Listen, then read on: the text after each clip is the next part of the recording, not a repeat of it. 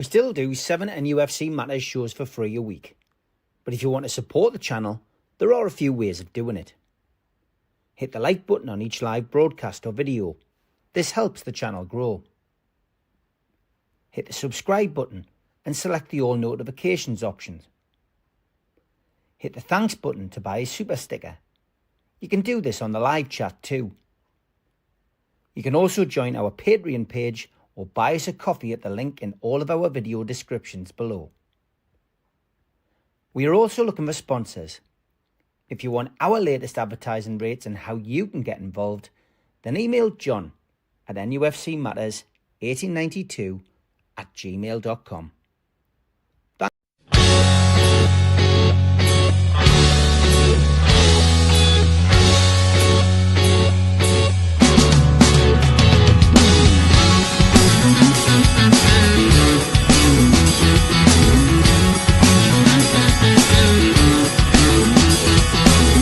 Hush now, city kids, gather round for urban myths.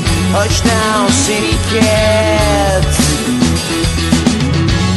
When it came to me after so long, I didn't have no choices in the streets where I was from. When I think about the pain, I didn't have no choices, I took what I had sworn. Hush now, city kids, gather round for urban myths. Hush now, city kids.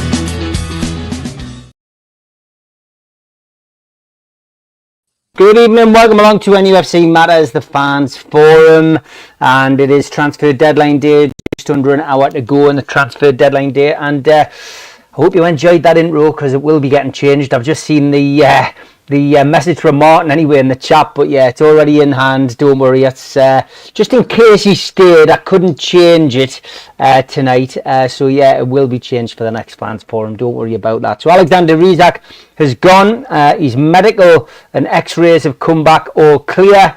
There we go, a bit of an exclusive there for you guys. And he's come as a rat. yeah, but he has gone. Newcastle have got in exchange Wissa. Slightly different circumstances for Wissa. He did have a contract and he did have a letter of intent from his club to suggest that he could explore opportunities.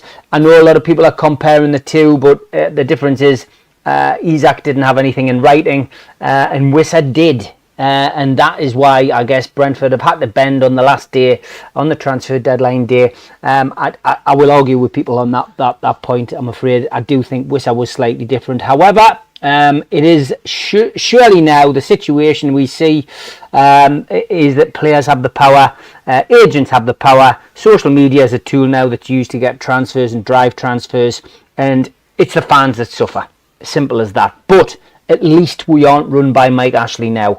At least the players who we brought in this transfer window have been players who will better that team. And let's not forget, Ramsdale in goal, Alanga right midfield, Marek Chow centre half, Ramsey in the midfield as well to bolster that midfield, Voldemada and Wissa now up front. Not to mention the young players we brought in as well, and the outgoings. You know, at last, some light at the end of the tunnel. We've been crying out for the deadwood to go. Wilson's gone. Longstaff gone. Two players who were great servants to the club but no longer capable of putting in a shift on a regular basis for a team that wants to actually win something. And by the looks of it as well, with less than an hour to go, a wonderful bit of PSR business. William Asula, who I'm sure you all heard my opinions on Asula from the Leeds game. I was down there at the weekend. He's not a Premiership player. He'll struggle in the Championship, Asula. If we can get anywhere near £30 million, which it looks like we're going to get from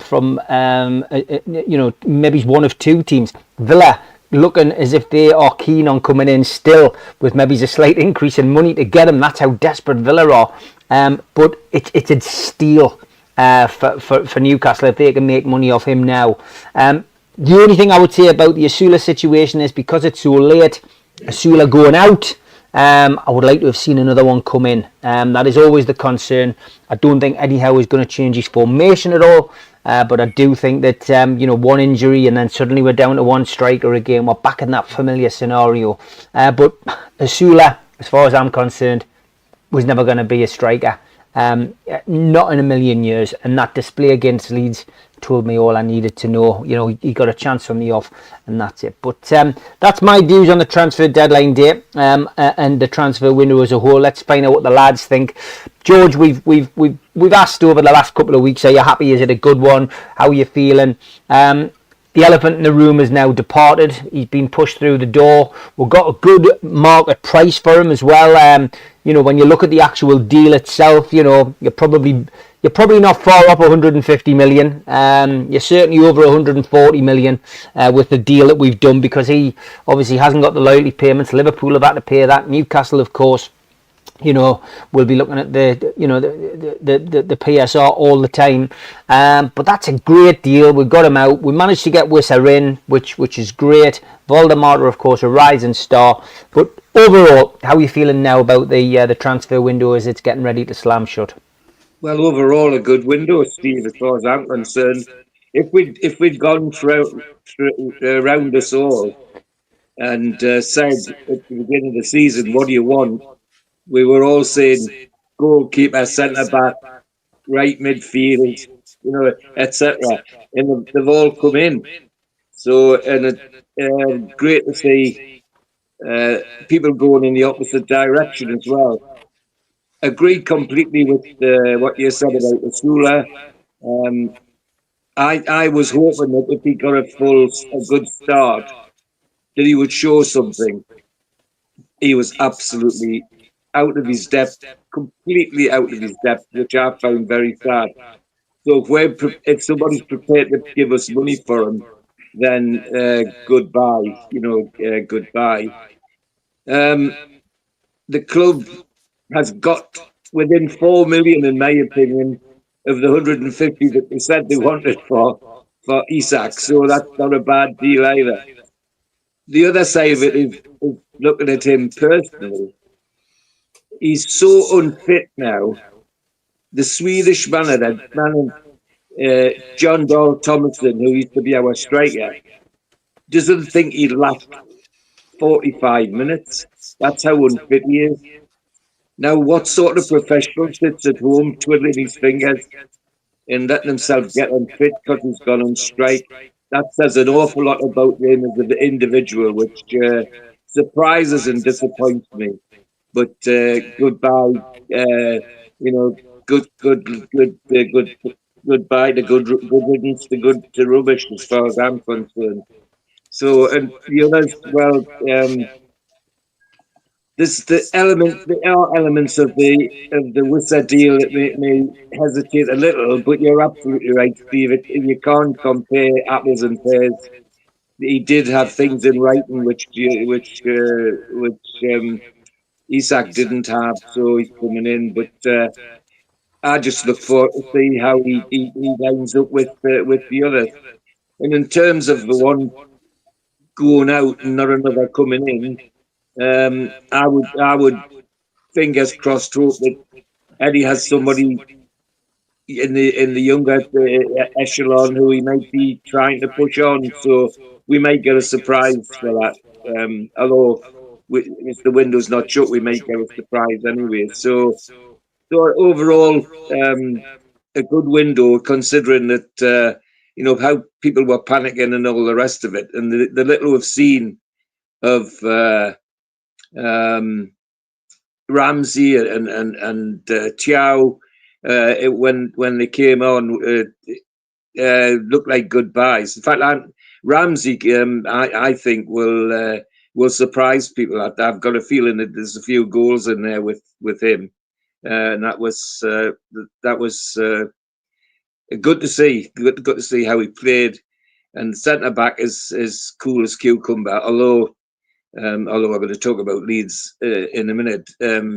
It gives us so many options now at centre back, and as rightly some of the lads on here have said more than once, that with Byrne and Shaw getting into their 30s, can they cope with 2 games a week like we're going to have with Europe? Well, it's not a concern now. We're well covered, and in the background, of course, if we are desperate, we've got young centre backs and Lascelles still around who could do a shift, who could put a shift in, and of course Kraft moves across to the centre occasionally too. So no, I think all around a window that delivered what most of us hoped would deliver, even though we had this hiatus, which was totally unnecessary. I mean, I've got to say, when you look at how Isak's gone and compare with some of the others that have left, like the lad that left from Crystal Palace, Esse, he just made it plain that was going to happen, and he said it out loud and proud, and the fans said, okay, goodbye, thank you very much. They're not going to be any okay goodbyes. Thank you very much for Mr. Isak. In fact, when he comes back, if he dares to come back, it'll be an interesting afternoon, I've got to say. So all round, good window. Did all the things that I wanted it to do. Okay, good stuff. Darren, we'll come to you now, mate. What was your take overall on that transfer window? Well, the rat's gone, and we've got a half rat in. So I know you said George said he's not going to be unfit. I mean, he's not going to be unfit as well, because he kind of done the same thing, really, in a way. I don't agree with both of them did. What they both did, I think, is wrong for both professional players. Not training, probably not how they're done on Instagram. Doing the great, but that's modern football as the day. Would you prefer to miss out on them altogether, Darren, and not do that then, because that's the situation we would have found ourselves in? Fair, Steve, we needed somebody in. I know. I just don't. I think he hasn't been helped by the club of having a sporting director looking elsewhere. You know what I mean? We're running out of options though. We were told categorically by Wolves, that we weren't going to get Larson, and because we weren't even sure until they came back in that Liverpool were going to come back in. Yeah, but like Morton said, he said Liverpool's paid 130, but they've paid his loyalty bonus. We don't have to pay. We told Liverpool, Morton said we're not going to pay his loyalty bonus. They've paid it, so 146 million they've actually paid for him, which Sky hasn't really mentioned that, either.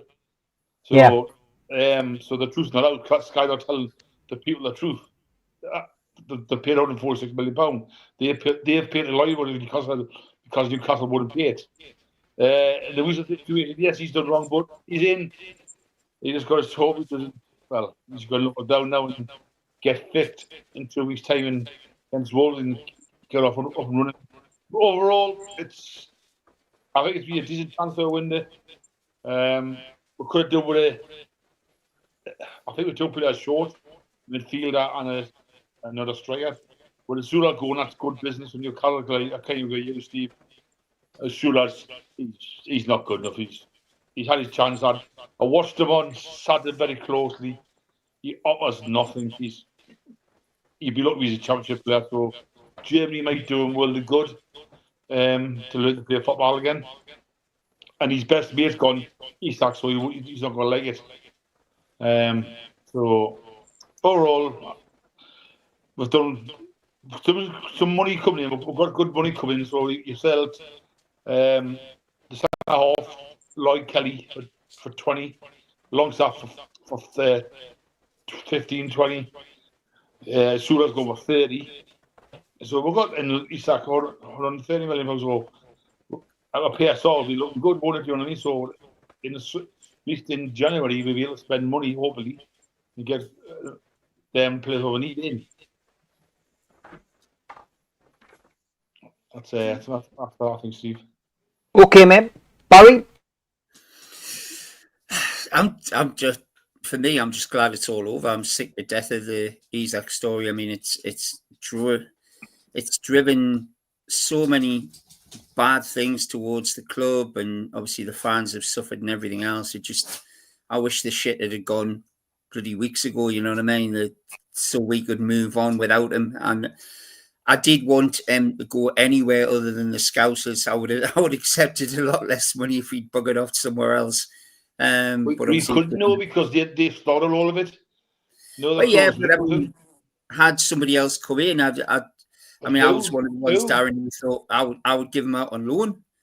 Give him out on loan, then sell him permanently in January just to get rid of the shit. I wouldn't have given him a hit to them. I think as some people are saying in the chat there, we've basically just pampered Liverpool in the end. We've let them have what they wanted. They created the situation by bloody getting to Isak, and they've getting exactly what they wanted at the end of it. Yeah, we've getting the price we wanted, but we didn't want Isaac to leave. You know, not the player we had however long ago before his head was turned. I think the German guy is going to be class. I think he'll take a little bit of time to settle. Malik Chow, the other German, the centre half, I think is going to be really good player. I'm hoping now Elanga will get a chance to shine with two centre forwards potentially who can get on the end of some of his crosses.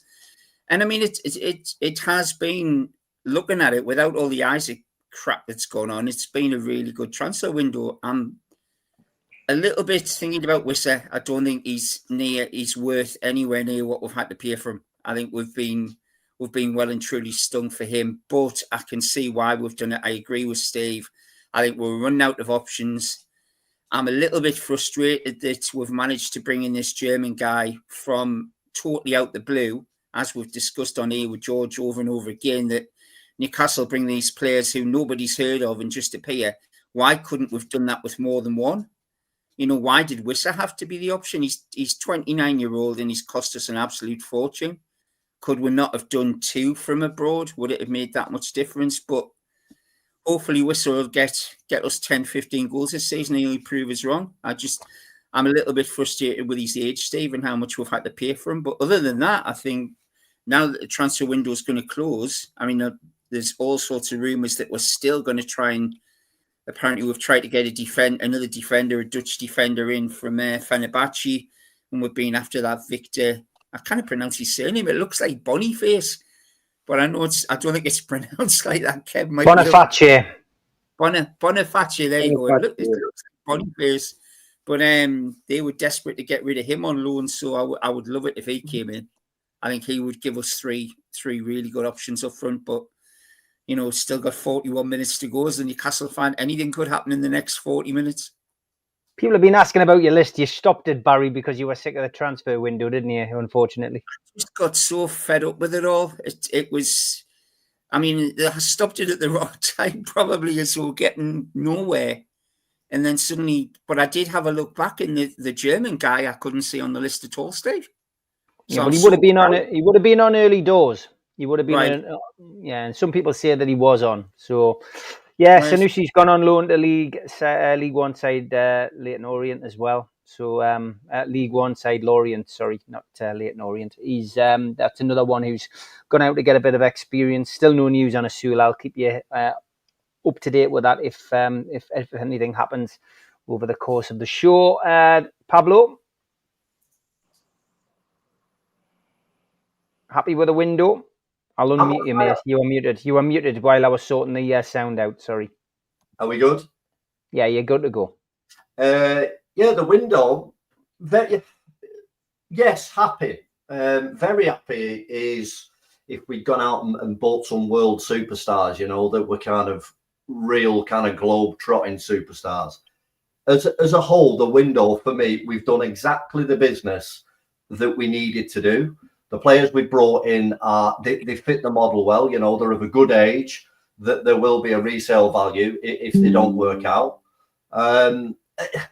It's hard. I mean, I don't want to be negative, but maybe I expected a little bit more. But then again, we are in the place that we're in. Ramsdale, very happy with, because I keep banging that drum about Ramsdale. I just can't wait to see him actually in the team. You know, and we go through Chow. You know, good cross. All these players are. We're kind of going off what other people are telling us. I mean, they're not household names as such for me. The players that have got a lot of potential, a lot of promise. They're at the right age, at the right value. We have been slightly Newcastle taxed with the striker situation, but I think that was always going to happen. I mean, if you'd have asked me who Walter Made was 3 or 4 weeks ago, I'd have looked at you with a blank face. But having done a bit of kind of YouTubing and whatnot, he just looks one big. He just doesn't look like a footballer, you know. But you know, me and the missus sat in bed and we've done our research on him, as you do, and I think he's going to be a real talent. You know, there's just something about him. I know, yeah, not like that, Barry. There's going to be. There's going to be. He strikes me as, you know, the old cliche of a big man with a good touch, and he looks like he's a cool customer in the box. So, do you know what? It's going to be one of them. These players, we're going to have to wait and see how they unfold, because they're not ready-made superstars ready to go, you know, and break records. But we've had a lot of players out there. You know, we've done that with Bruno. We've done that with Tyne. Isak. We've done that with kind of our last 3 or 4 big kind of performers. We've had to buy them at this level, and they've excelled and taken themselves to the next level. And I think that's what we've bought this window, is kind of what I'm trying to say. But yeah, on the whole, mate, very happy. I'm, you know, gutted for Ashula, because you're right, he was never going to be at that level. The lad gave his all, he tried his best, but you know, that happens in football. But I think the Wissa thing, I kind of agree with you to a certain degree, Steve, and the lads. But yes, I mean, I'm not privy. I've not seen this letter of kind of intent or authority from Brentford and him. But to me, it does smack of a very similar behaviour type to what Isak's done. But again, in football, that's happening day in, day out. You know, the football has turned into that game. There isn't kind of, you know, morality. There isn't honour. There isn't, all that's gone from football. So what's happened with us with Isak? We've just got to take that on the chin, and we go again with the next one. And kind of in a roundabout way, that's what we've done with Wissa. I know we've put the right bids in, and it's a very fair price for him, overpriced. But we've just, I mean, if he scores a hat-trick at weekend, I can guarantee nobody on this panel will be bothered about the morals of football. You know, that's what it is, isn't it? You know, we celebrate the here and now, and you know what? Fair play to the lad. I hope he goes and scores 15 or 20 for us. But do you know what? Yeah, in a roundabout way, happy with the window, mate. Excited to see what they're going to bring. And I'm glad the window's now shut, so normal service can be resumed. And we've got 2 weeks of international window. Let's try and get as many as we can bedded in, familiar with the place, and see where we go from there. But we're going to get onto the Leeds game, but it's got to be improved on that. Yeah, okay. And any Liverpool fans who are tuning in, don't forget, Liverpool, your club bought Ekitike for 79 million from Frankfurt. Then Isak for 130 million for us, plus the loyalty bonus, which I think we'll probably all agree takes it to around about 140 million plus. And now, hopefully, Frankfurt are going to use the Ekitike money to buy Asula from us for 30 million. So do the maths. The conclusion of all of that, Liverpool fans, is that Liverpool have paid 160 million for Isak. There you go. Okay, Kev. I've muted you as well, but you're back on. Yeah, go for it. Happy, like with Barry, happy it's over. Don't even want to talk about the Isak situation, to be perfectly honest. I don't want to talk about an ex-player anymore. I want to look to the future and the players that's been brought in. Overall, slow burner. Got a Langer in early doors, and we think, okay, here, then we'll push on and get one a week, one every other 3-4 days. And it didn't happen. But then the fair play to the recruitment team. They've actually done the job. You know, not everything's being played out in the media. We've got Voltemada in, and who agree with Pablo, looks a genuine talent. He just needs to be nurtured into the Premier League. Of how he even said that himself in his interview, where I've got to learn a new league, and he's excited about that. And that's the players that you want to bring in, who want to develop and want to learn. And he hasn't got a bad coach to do, you know, for him. You know, I think Chow's probably very clever signing and astute signing. Good footballer, powerful from what I've seen. Obviously, we're only a very small sample size in the black and white, but he looks a very, very talented footballer as a centre half. Looking further into the future for a Fabi Shaw replacement type idea, with the Botman on the other side, with Dan Burn not getting any younger. And the one, you know, wishes and wants, you know, but it's what we needed at the end of the day, and that's what we got. We got what we needed at the possibly maybe inflated prices, but that's the market. it's football. You had to go into that market and buy. That's what we needed. I'm just, I've seen a little bit of Wissa, and he's a bit of a poacher. Likes to get in the box.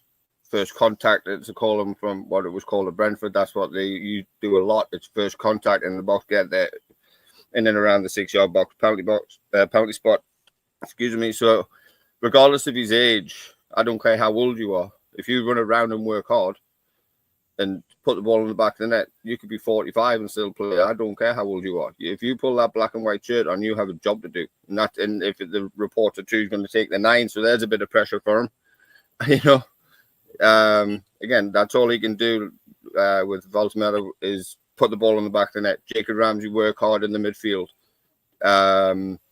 When Chow gets his opportunity, don't concede. Do your job. Ramsdale, when he gets his chance, can you be that?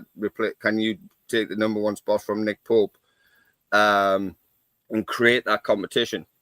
And now going into it, it's not what I would want, but I think we're stronger where we are now than we were at the start of the transfer window, going into the season overall as a general versus, like Pablo said, we would love £150 million striker. Of course we would, but it's not feasible to do so. But I think we're in a stronger position looking at the bench at Leeds, even though we'll talk about that later, but it's still bringing those options off a bench to try and impact or influence games. And that's what you ultimately in the Premier League you got to do. But yeah, overall, very happy about it and just can't wait for the next half an hour or so we don't have to talk about it anymore and talk football. It's a positive window. It is a positive window. Yeah. 100%. Somebody sneezing there. Bless you. Martin? It wasn't me sneezing. It wasn't you, mate. No. Feelings on the window, mate. Yeah, I think Kev makes a really good point. I think the whole talk about our former number 14, I think, is just everybody's been so up to their neck in that. I think we've actually forgot, given the start of the window and where we were, how good a window we've actually turned out. And I think a lot of credit needs to be given to Eddie Howe, to Nixon, to Andy Howe, to be fair, and a few others that have got the ball rolling and got stuff done, because they've done it without a CEO and a director of football. And they've been dealing with timelines from Saudi that it's sometimes impossible to get a yes or a no. So I think a lot of credit has to be given to the team for the 6 that we brought in. We've come out of it looking stronger. We have become a selling club. George made a point a few weeks back about top clubs and our inability to be able to sell. And 130 plus of that has gone from the sale of the other lad. But we're going to net out on a really positive window, probably with maybe around about a 60 mil spend. So to do that and bring in 6 players and probably put the best parts of 100 million profit net onto the next 3 or 4 cycles of PSR from Isak's sale, I think we've done a really, really fantastic job. I didn't know too much about Waldemeda, to be fair, and I'll give him a call out in the chat. Mark Byers mentioned Waldemeda weeks back and said if we were going to go for somebody, he would be the kind of player we should be looking at. So I'll give him his dues. He called it out weeks and weeks back. But I think the other thing, the other lads look, have we overpaid for Wissa? Yeah, probably. But I said on last week's show, don't think about the person. We need to replicate the goals. So it's not about whether you bring in 1 or 2 or 3. What we have to do was look at what was the output, and we had to replace the output. And I think we've done that with Wissa and Waldemeda. I think we're going to replace the output that we were getting from the other lad tenfold. So I think so I think we're on a good footing with that. But I think, just interestingly, I was reading something earlier on. Somebody put it onto Twitter, and I just want to quickly read this out. So it just basically is from a guy at Moho293, Mark Johnson. He said, "Let's not talk about cartels or PSR. Let's talk about what this window has really been. It's asset stripping." And when you read through it, the 4 clubs, Arsenal, Man United, Chelsea and Liverpool, have stripped the following players: Eze, Norgard, João Pedro, Delap, Buonanotte, Enciso, Isak, Kirkes, Gueye, Trafford, Aït-Nouri, Mbueno, Cunha and Kudos gone to Spurs. 4 clubs have stripped the best players, majority of the best players, from every other club around the league. And that's the fact. Now, all the time that takes place and they're allowed to do that because of their revenues and other people aren't allowed to compete, the same thing's going to happen. And I think as much as I hate the fact of talking about that Scouse club down the road, they've played Newcastle like a fiddle. They've been brilliant because they put in a lowball bid. They waited till the last day with a player who was in a situation that was completely untenable and knew that Newcastle would have to sell. And we've done probably the same with Wissa. Brentford were left in the same position with a player that was never going to play, and they had to sell up. We got stung a bit. Liverpool probably got a bargain. But it is just what it is. But until something is done about PSR and clubs are allowed a level playing field and clubs like Forest and Villa and some of the others stand up, same thing's going to happen in the January window. Same thing's going to happen next summer.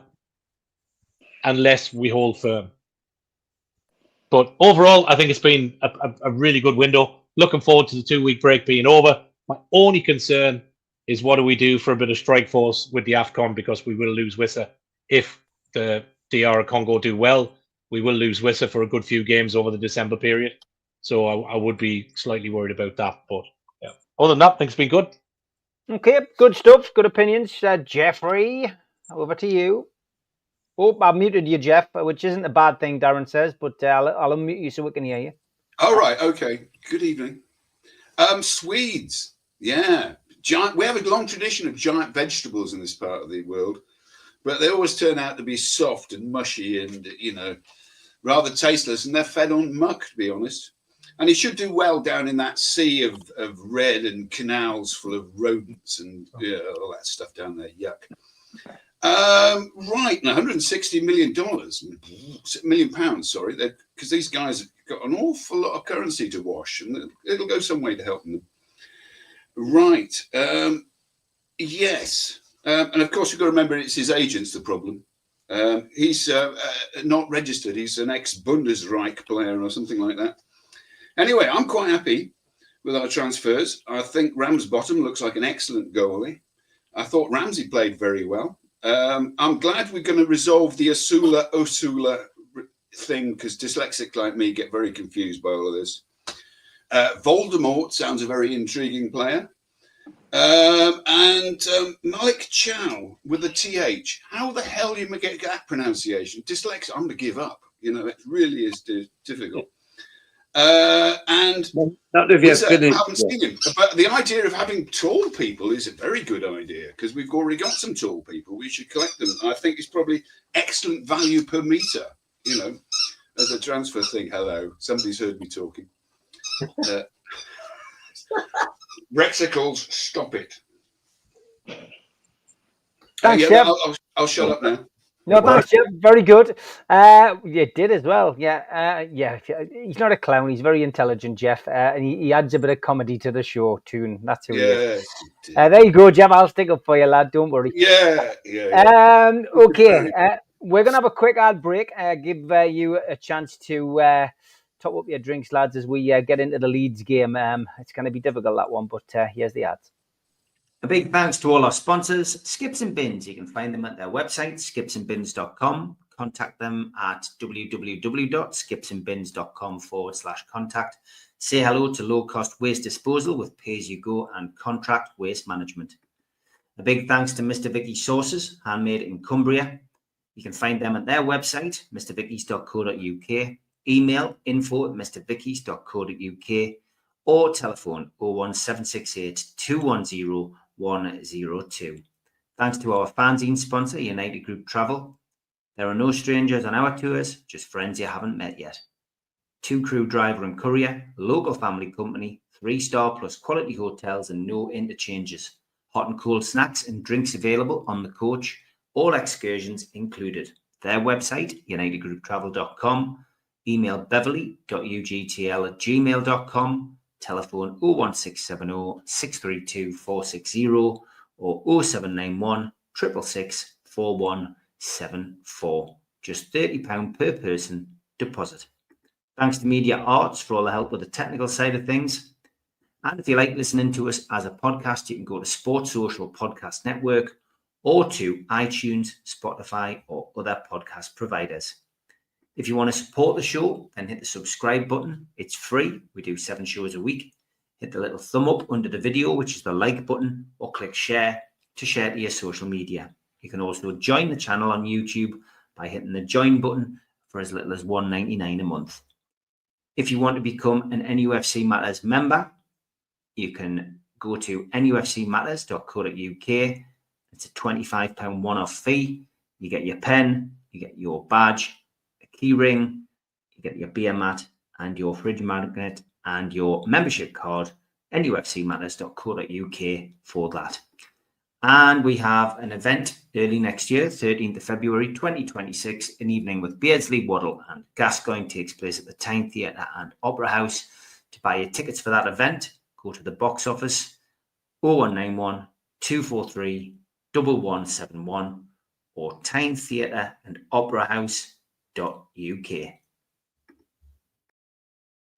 And don't forget the fanzine, 4 issues for £25. All proceeds go to Age UK North Tyneside Dementia. We have 11 more sales that we need to hit the 100. So please, if you can, go to the link in the chat and order yours today. First issue will be out in October, so please get yourself onto the website and order. It is all for a good cause. Rasmus Højlund finally left Manchester United. He has joined Napoli on loan.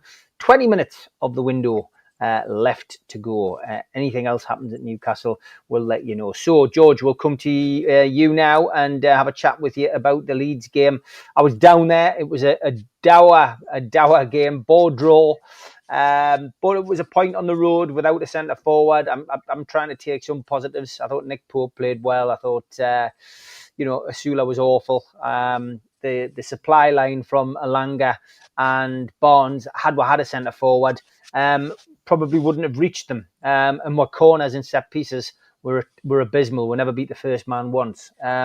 Lots of stuff that you probably didn't pick up on TV. I saw firsthand. But ultimately, it's a point nonetheless. I'm not going to get too down about it. And we've just got to move on now with the players we've got, and hopefully pick up and start the season afresh with 2 new forwards. But how did you see it, George? Well, it was a bit like after the Lord Mayor show, wasn't it? We had it all on Monday night against Liverpool, and we had very little of it against Leeds on Saturday. Disappointing. The big positive is that I thought the defence generally played very well. I don't think Leeds would have scored either if we'd played for another day, just the same way as we wouldn't. So that was good. I thought in terms of players who played up to their usual standard, I thought Tino Livramento wasn't far away. Botman looked absolutely sound. There are positives. And I'm gutted about Asula because in the past when we've discussed him, and I thought the game he had at Birmingham in the FA Cup was the turning point because he looked really threatening, and he looked as though he had something special. Well, that's maybe because he was at the level where he's going to be good. And I'm absolutely delighted. So much prepared to pay. It looks like they're prepared to pay something like 30 million for him. That would be absolutely fantastic business from our point of view. It's sad because he looks like a character, a useful character, but he was just lost on Saturday. He just didn't have either the positional sense, the ability to hold up, but that all seemed to have deserted him. So yeah, that was the big downer. The other things was I've got to start turning the sound down on Sky because the commentators and the punters are driving me dotty at the minute. Some of the things they come out with. One particular thing which really upset me was there was a tackle by Longstaff, and they went on in the studio about what a fantastic tackle. I've got to say, when you looked at the replay, in another match he would have been sent off. It was 2-footed, he was flying, and yes, he went right through the Newcastle player, and yet they were all saying how wonderful it was. Well, sorry, Sean, in another game you'll be lucky to finish the game if you tackle like that again.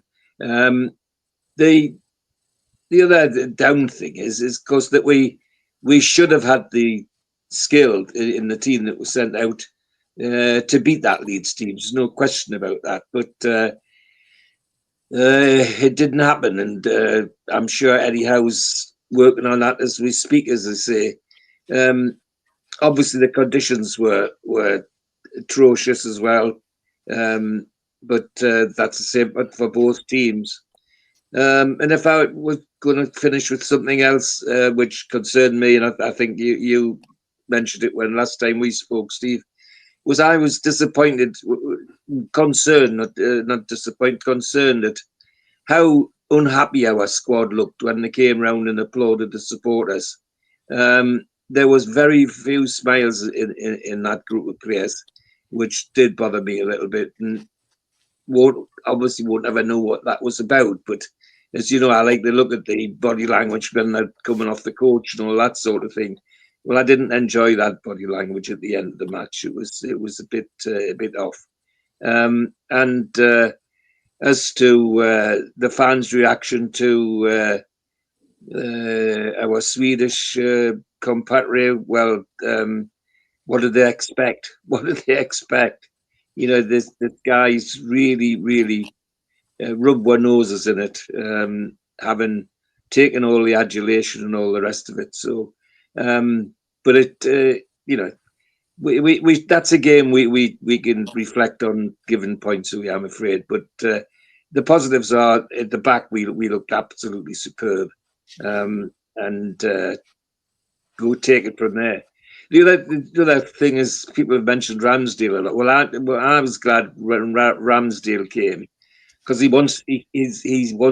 saw that as a possibility of getting back in the England squad. Well, if he does that, he's going to shift Nick Pope, at least on one account. So that all adds to, lifts a bit of the gloom from the state of the game.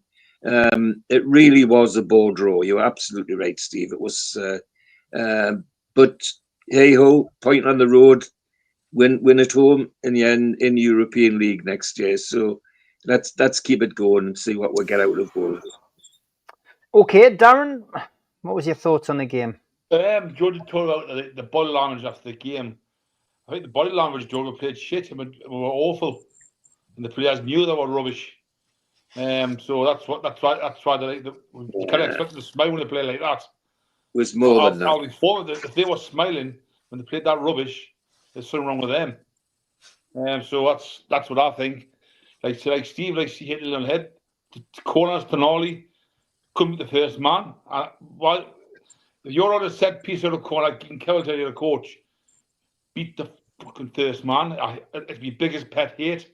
It was awful, mate. It was awful at the weekend. Yeah, you beat the first man completely. And I'm not desperate. I never give goalkeepers a man of the match. But I've got to give Nick Pope just for catching the ball and stop one shot man of the match. So his kicking was good and his handling was good, to be fair, Darren. Oh, I know that, but see, but you expect that from him though. The one difficult. He's been criticised a lot, but I'll give him praise. He was definitely head and shoulders above what he's normally been. The balls he done, same was straight at him, and I expect the catch. It was simple enough, but that's how bad we played. I'm giving friggin' Nick Pope man a match. I say like Bruno was awful. Dan Burn, bit dodgy, passing the ball a couple of times.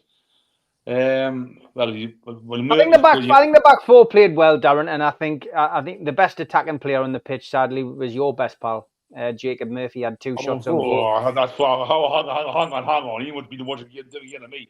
They were shit, and I had a shot, but he done nothing. You had 2 shots, Darren. You had 2 shots, Darren. Yeah, well, you pressed it. We're on target, Darren. You pressed Tyne on FIFA, didn't he? After he did. You pressed Tyne on. I mean, I don't know who Alanga knew in the crowd at the Leeds end, but he kept passing to him. That was a couple of good passes, to be fair, but you expect anybody. I just didn't think anyone would get loose. I think you wanted a point all day. I don't think you wanted to lose. So. And we'll just hit the nail on the Sula's, he's got it. I'm glad he's gone. You can't even say he's been a good serve because he only played with 5 games. So hopefully he got to Frankfurt and do something good up there, because his best pal's gone now. So good luck to Zula, but he's not going to be a Premiership player. And hope onward and upward after Saturday performance, because I was going to get to walk kids to watch the match, but I'm glad I didn't. Be fair, I think I would have walked out half time. Was that bad? Walking out of your brother's house. Was that bad, Steve? You know, was that bad? was that bad, the match? So, does your brother do a pie in that for you in a bottle? No, he doesn't like that for you. No, not really. And can we just say happy birthday to your nana? I think it is. It's Tilly's nana, not my nana. Right. Nana. Can we just say happy birthday to her? Because happy mentioned birthday, yeah. Happy birthday. Happy birthday. All right. Happy Okay, birthday. there we go. There we go, Tilly. I've sorted it out. I've rectified the family issue. Okay. Barry, what was your thoughts on that Leeds game? What can you say after them? They were awful. It was. George was right. It was an awful game. I mean, the one plus I suppose you can take from it is probably last season we were getting beat, because we had a few games like that where we were absolutely atrocious, and the opposing team managed to sneak one on. And I know we were talking in the chat the other day, Steve, when you did the professional, saying I sat there when Calvert-Lewin came on as a substitute, and I thought, oh God, he's gonna score. I can just see this coming, that he's gonna score the winner for Leeds with 3 minutes to go. So I was over the moon. I mean, I watched it and put John Anderson on, and Ando was absolutely kicking off, seeing how useless they were. I think the lads are totally right. The defence looked okay, but we seem to just have no focus going forward at all. And I'm just hoping that is to do with the lack of having that central striker playing up front. Because I don't think it worked when Gordon tried playing there, and I certainly didn't work against Leeds. So roll on for the big German to come and play up front, and then hopefully Wissa come on to play whatever role he plays. I'm not quite sure where he's going to fit in alongside him, but it's just one of them games. Like I say, last season we were getting beat off them, so you hope for once. I think the international breaks probably come at the right time for us, because we get a chance to regroup, get the new players in, give them I mean, obviously Eddie's gutted that the Germans gone straight off to international duty, but he gets a chance to work with Wissa, and hopefully we'll come out fighting, ready for the Wolves game.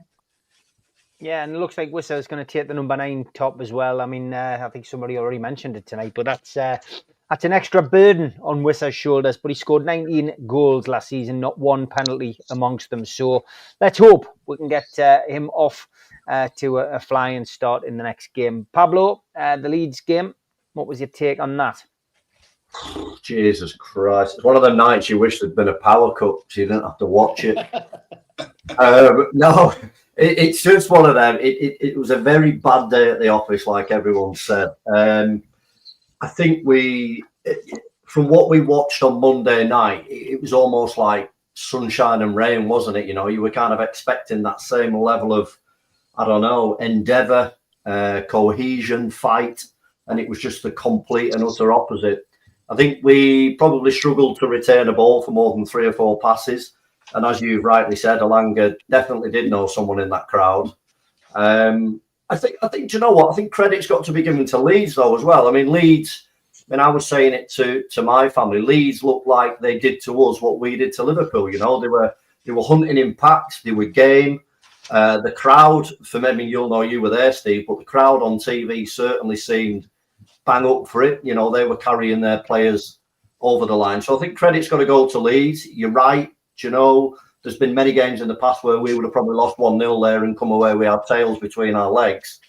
But I think it's just going to have to be one of them. You know, there's been a lot going on. Transfer, window. We've just got to hope that, it was just one of them off days. Every football team has them. For me at the minute, there is a lack of cohesion even between. I'm just going to put it straight up on an honest, lads. Alanga has not impressed me in the slightest, and he carried that on Saturday. His final ball, his delivery. I'm hoping that he's going to settle into it, and we'll see some quality for him. But at the moment, he just looks like a running machine to me. But if you were to ask me at the minute, I'd say he isn't too much different than Jacob Murphy. But that being said, he's new. He's going to take time. We've got to give our players, that time to gel. Other than that, really, mate, there's not much more to say. I think the referee didn't help the night whatsoever. Every 2 passes was stop, start, stop, start, stop, start. And fair play to Sean Longstaff as well. I think we give him a mention. The lad, it was obvious that he was going to put it in the ball. When you play against a team that's technically said that you're going, I mean, I know it might have been fairly amicable, but we've got to give him a bit of respect for the performance and the emotion that he showed after, because clearly it got to him. Olivia, my good lady, was bang on that. She was upset for Sean, even though he's on probably 70 grand a week. But there you go, she was upset for him. But yeah, it's just one of them. We move on, we go again, and hopefully we don't see too many of them this season. Yeah, hopefully not. Kev, thoughts on the game? Pragmatic, slow, lack of quality in the final third. Structurally, defensively, pretty solid. I thought Leeds were going to fly off like shit off a stick at us, especially at home, because that's what generally they do. And I thought Eddie was expecting that as well. Again, slightly disagree with Paddle in terms of their hunting impact, because they were playing a mid block, and once they got into a certain area, that's when they went. That's when they pressed.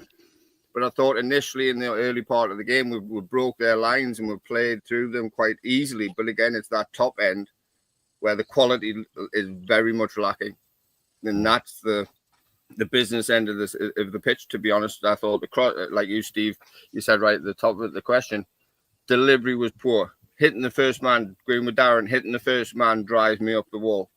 You've got allegedly Kieran Trippier who can put a good ball across and put it on a sixpence for somebody, and hit the first man. Is that set piece coach who's saying that though, Dren? No, I think it's the actual play. I mean, the set piece coach can do all the work. That's what I'm saying. The new set piece coach is who takes. But he doesn't cross the ball. I know what I'm saying, but I agree with you. But he used to be tricky all the time, didn't it? And there was a talk. Then they swapped it to Tonali, then they swapped it around just because everybody was hitting the first man. They were getting the first contact in the box. We've got Dan Burn, who's they gathered around the back post, which we can't get a run on a defender from back stand and start at the back post. But anyway, outside of all of that, with the delivery, the quality in the final third, Asula looked like a primary school, elementary school kid running around that he's played for the first time a game of football. He looked genuinely lost, and I think not occasion. I think not the shirt's too big, the club's too big for him. Yes, I think there's a player in there somewhere. Don't know where, but there is a player in there somewhere. I just don't think he knew the roles and responsibilities that he had to provide for, especially in that game, because he knew that the ball was going to come into him at different heights, what pace, whatever. But then the straw that broke the camel's back for me, when their centre half missed the ball and he read that bounce and then he shoved the centre half over. Yeah. Don't touch him. You're in. Don't touch him. But he does, and it's just naivety from a young player to sort of get contact with the centre half. And if he gets under control, you would imagine hopefully that he would score. But for me, overall, a bigger point is that I thought we controlled the game. I thought we were the better team within the game. Right from the start, yes, players look methodical and energy sapped from Monday night, which that's a given. I understand that. But it's the Premier League, fellas. You've got to do the same again. I said it last month. I said it on whenever the last show was. You have to show that every game. You can't just show it against Liverpool and Man City or the Arsenals of the world at home. You have to show that Leeds United away. You have to show that Wolves away. You have to do it at Bournemouth. These types of games where you have to go and get something you have to go get victories. You have to go and get wins through. You don't have to play well. It's just a bit of quality, a bit of magic. We had everything in place in terms of maybe system could have been a bit different. Could have played 4-3-3, whatever. That's another debate for another day. But structurally, off the ball, we're very, very good and very difficult to break down. We're not easy to play against, just the way how we're set up. But hopefully from this point on, today on, against Wolves and the like, the top end of the pitch was really, really agitating me. It was really worrying. 2 shots on target by Darren's best mate. That was it. All game in 90 minutes of football, and that's all what we could muster against the Leeds side, who are probably going to struggle, and that's all what we offered. But again, a point on the road's a point on the road in the Premier League. It's a long season, and you'll take that. But there could have been so much more going into an international break, which is not needed. So we'll just see what happens after the international break. Hopefully, the lads who are off on international duty come back injury free, and then we'll go again against Wolves. Yep. Okay, Martin, welcome back. You should have your sound, hopefully. What was your take on the game against Leeds? Yeah, I think, look, most of the lads have kind of covered it off. I think after the first 10 minutes of watching, it was kind of one of those you're like, oh, okay, we know what we're getting today. So I think it was quite predictable. Like Kev makes some good points about first ball. Like there's nothing frustrates me more when we get in a good place or a good opportunity and that first cross in or corner in is just hitting the first man. Like it's just sacrilege, I think, to be hitting someone like that. But I don't think anybody really covered themselves in any glory. I thought probably the first kind of half into the early second half, I thought probably Livramento was the best man on the pitch. I thought he was getting up and down. He had some good opportunities. But other than that, I don't think there was any. I think midfield, we were lacking. I think in games like that, when we have got to press up against us, I think what I've seen the last 3 games is how much we massively missed Joe Linton in the middle of that pitch. Really getting the foot in and breaking it up and kind of helping get that ball moving forward. So I think, look, as the lads have said, it was a point on the road. We're 3 games in. We've only lost to, unfortunately, the Reds down the road. 2 points, is it what we wanted? No. Could you sit here and say if we had a striker, we would have won all 3? Probably not really. I don't think. I think there's room to be worked on. But look, we go again. The international breaks there. Eddie's got a chance to work with some of the newer lads. I think, me personally, looking at the new personnel coming in, I think there's an opportunity for him to look at playing a 4-2-3-1. I think I'd like to see Wissa as that 9 with Waldemar kind of in that central just behind him as a 10. I think he's got the feet and that kind of everything I've seen so far online from his kind of time in Stuttgart. He seems to be able to pick out a pass and break up and kind of play a few delicate little balls, which I think is what we've been missing from that central piece. So I'd like to see maybe a little bit of flexibility on some of the formation. I don't think Eddie will. I think he'll stick with the tested and tried 4-3-3, which is slightly worrying. But I think, look, next game is Wolves. We'll have had 2 weeks bedded down effectively. And I think we need to take 3 points at home. I think that's a must. If we don't take 3 points at home from Wolves, then I think we need to look at what's happening. So let's hope for 3 and see where we get to next time, lads. Good stuff. Okay, Jeff, feelings and views on the performance against Leeds at the weekend? Well, first of all, I'd like to big up James Milner, who did everyone a favour by scoring for Brighton. Good lad. Great servant of the club. Originally signed by Joe Harvey. He's that old. It was very odd to see Longstaff, a complete double take there. Also, he should have gone off practically for that tackle as far as I was concerned. And Steve's trip down to Ellen Road, not many people know this, but Steve is the reason that supermarkets introduced security tags on razors. So, down to this notoriously combustible stadium built in a pub car park. And it's one of those easy to get to local derbies. So we all went down there. Sadly, the decline in the local transport industry has hit the local hammer businesses very hard, and a blow to the local leisure industry generally. As for the game, I thought we played quite well with nice attacking play, good defensive play. 35 minutes, Pope was great, cutting through his area like shark-infested custard through the area there. Their tactics were quite good. I thought they were brave. I thought they did, we know how we're going to play. Everyone, they have to respond to us. And they were pushing up on us. They kicked it long. They pushed up on us. The thing is, man for man, they haven't got the players that can compete with us. Right? That was the problem. They tried it, but on a man-to-man basis, they can't do it. Got a bit worried when Botman shed a shoe and went down, but he seems to be all right. Yeah, and another awful rep was bent as a 7 Fennig note, that one. Absolutely useless. Again, that goalie would probably get man of the match for me. And perhaps we have to consider it was a little bit windy and wet. And I come out of there thinking, God, we lost. No, we didn't. We got a point. I remember we got a point out of this in the end. Yeah, it did actually feel like we'd almost lost it. But yeah, we got a point. Good for us. Good stuff. And I tell you what, Darren actually missed a pretty solid review there from you, Jeff. He didn't know what he's missing. He didn't make any excuses. He's just put a little post in here and he'd gone. But yes, you actually managed to talk about football there, which was great. And you're in love with Luna, so that's good news. Okay, thanks to everybody for tuning in. Thanks to Kevin, Pablo, to Martin, to Daz. Thanks to Ian for trying, despite him being on holiday and on copious amounts of ouzo. Thanks to Jeff, thanks to Barry and to George. Back tomorrow with Talk of the Tune at 6. Don't forget, Wednesday night, 6 till 7:30 will be the Amigos live. Thursday night will be Supermac. And then Friday, it'll be me and George, I think we said. Did I say George? Yes, I did, yeah. Saturday will be, hopefully, the professionals on Saturday morning. And Sunday, I'll do a live one myself. So that's your full week. Take care, everybody. Have a good week. And enjoy the international break, lads. Good night, lads. Good night.